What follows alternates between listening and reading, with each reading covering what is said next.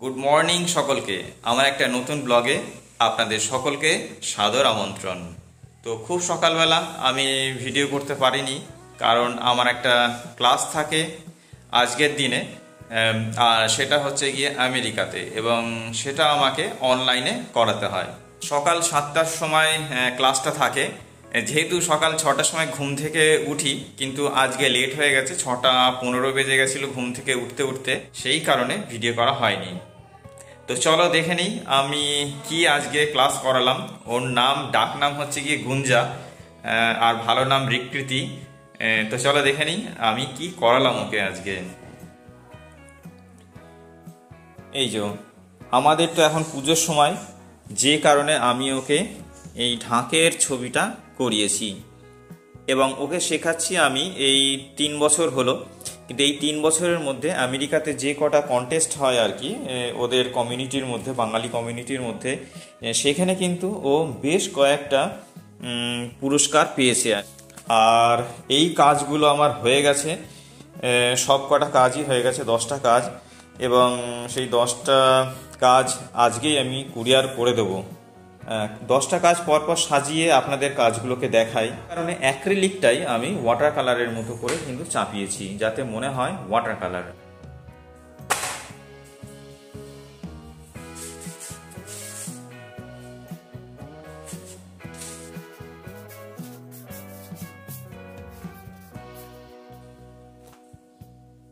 এই কাজগুলোকে সাজিয়ে দিয়েছি,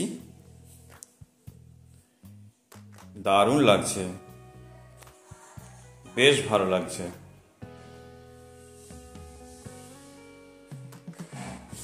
তো এই রোলের মধ্যেই আমি এই কাজগুলোকে রোল করে পাঠাবো এর মধ্যে, কারণ তাহলে সেফ থাকবে।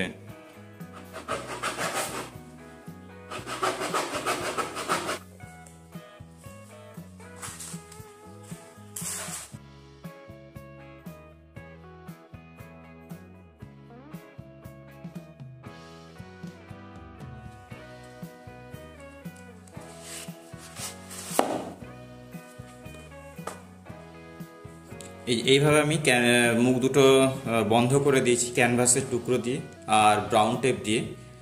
এরপর আমি প্লাস্টিক লাগিয়ে দেবো, কারণ এখন বর্ষাকাল, জল ঢুকে যেতে পারে এবং পেন্টিংগুলো যাতে নষ্ট না হয় সেই কারণে। এই গ্রিন প্লাস্টিক দিয়ে আর ব্রাউন টেপ দিয়ে আমি ভালোভাবে এটাকে র্যাপ করে দিলাম। কাগজের উপরে অ্যাড্রেস লিখে আমি এর উপরে লাগিয়ে দেবো, দিয়ে ডিটিডিসি কুরিয়ার সার্ভিসের মাধ্যমে আমি কুরিয়ার করে দেবো। এরকম অবস্থায় রয়েছে ঘর, কিন্তু আজকে আমার মেয়ের পরীক্ষা রয়েছে, সেই জন্য ওকে এখন স্টেশনে পৌঁছে দিতে যেতে হবে, এবং আমি আর আমার বউ একটু যাব মাছের বাজারে, পুরো সপ্তাহের মাছটা নিয়ে আসতে, মাছ মাংস। তো সেই সময় আমি এটাকে নিয়ে যাব কুরিয়ার করার জন্য। তো কুরিয়ার করে টোরে এসে তারপরে আমি ঘরটাকে গোছাবো। আজকে সকালে টিফিনে রয়েছে ঘুগনি, আগের দিনের ঘুগনি ছিল, আমি বললাম যে সেটাই গরম করে দিতে, অন্য কিছু করতে হবে না। আর বাটার পাউরুটি আর একটা মিল্ক কেক নিয়ে নিয়েছি, মানে সন্দেশ। তো সেটা খেতে খুব ভালো লাগে, দারুণ লাগে। পাউরুটি দিয়েও বেশ ভালো লাগছে, রুটি দিয়েও ভালো লাগে, লুচি দিয়েও ভালো লাগে। আর টিফিন করার পর আমি মেয়েকে স্টেশনে পৌঁছে দিতে গেলাম, মানে রেল স্টেশনে, কারণ মেয়ের আজকে কলেজে পরীক্ষা রয়েছে। আর এরপরে যাব আমি কুরিয়ার সার্ভিসে কুরিয়ার করতে। আর জীবনের হচ্ছে কি এটাই নিয়ম যে নতুনদের জন্য পুরনোদের জায়গা ছেড়ে দিতেই হয়।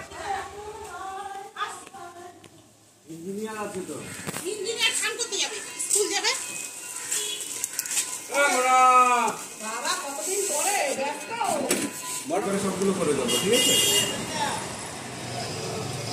ওটা এখন ডেলিভারি হয়নি, আজকে চেক করে নি কি পজিশন আছে। আর কুরিয়ার করার পর 2:30-এর সময় মেয়ে ফোন করলো স্টেশন থেকে নিয়ে আসার জন্য। আনতে গেলাম, ওখানে দেখলাম যে কদবেল মাখা হচ্ছে, তো আমি একটু কদবেল মাখা নিয়ে নিলাম, মেয়েকে জিজ্ঞেস করেই নিলাম। পরীক্ষা কেমন হয়েছে ভাই?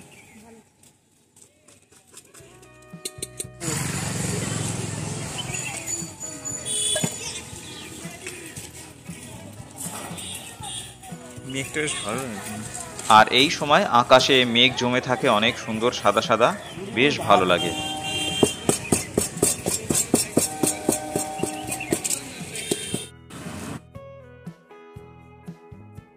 আর আজকে দুপুরে খাবারে রয়েছে পুঁই মুচুরি দিয়ে ডাঁটা দিয়ে একটা চচ্চড়ি, পুঁই শাকের ডাঁটা দিয়ে, আর ভোলা মাছ সর্ষে বাটা দিয়ে,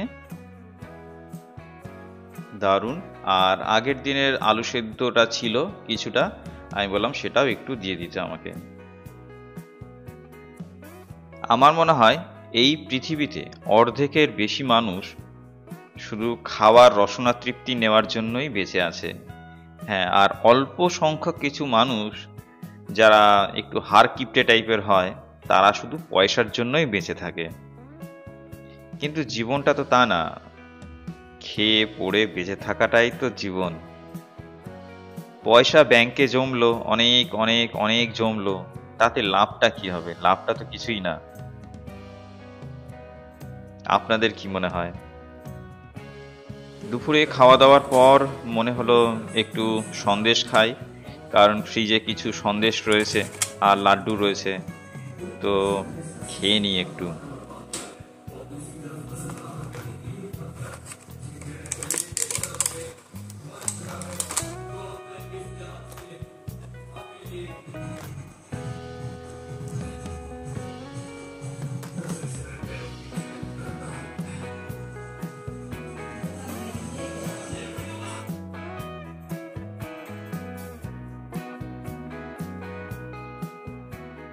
মেয়েকে আনতে স্টেশনে গেছিলাম, তো মেয়েকে নিয়ে এলাম যখন বাড়িতে, তখন দেখলাম যে পা হাত পাড়া যেন একটু ঝিনঝিন করছে, মানে হচ্ছে কি সুগারটা ফল করেছে।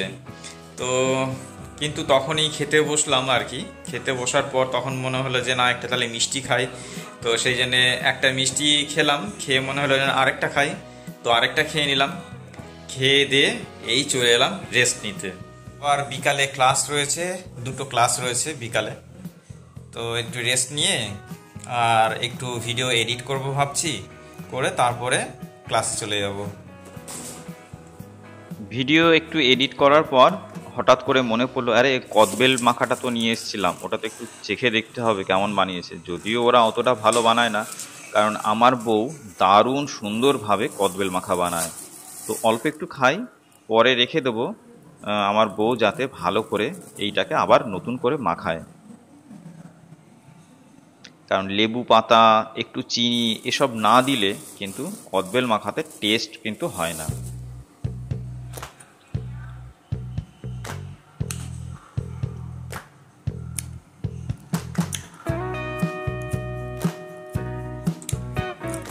আর ক্লাসে এসেই দেখি একটা ভয়ঙ্কর ব্যাপার, ওদের ঘরে একটা সাপ পড়ে রয়েছে। হ্যাঁ, তো সেটা দেখে তো আমি ভয়ই পেয়ে গেছিলাম। তারপরে সেই হাসাহাসি, না এটা সাপ নয়, অ্যাকচুয়ালি এটা হচ্ছে গিয়ে সাপ, কিন্তু নকল সাপ, প্লাস্টিকের নিয়ে এসেছে এই স্টুডেন্ট, এবং আমাকে একটু দিল, আমি একটু খেললাম, মজা করলাম। তারপর চলে গেলাম আমি আমার পরের ক্লাসে। কি হলো, যাও, ঘুমোতে গেলে না কেন? এই আচ্ছা আচ্ছা ঠিক আছে, থাক, যাও ঘুমোতে যাও, বললে যে ঘুমোতে যাবে।